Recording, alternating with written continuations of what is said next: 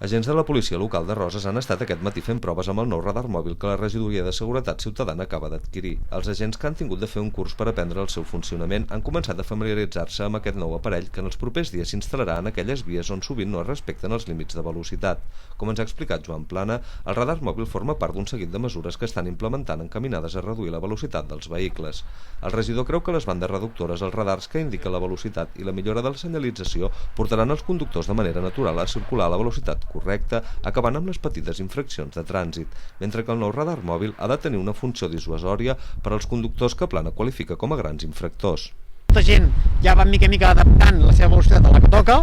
però per altra banda és cert que hi ha un perfil de gent que amb totes aquestes mesures segueix insistint a transitar amb una velocitat molt superior a la que toca. Fins i tot hem trobat casos puntuals de carreres de cotxes directament. Per tant, per aquests casos sí que entenem que realment l'única via que podem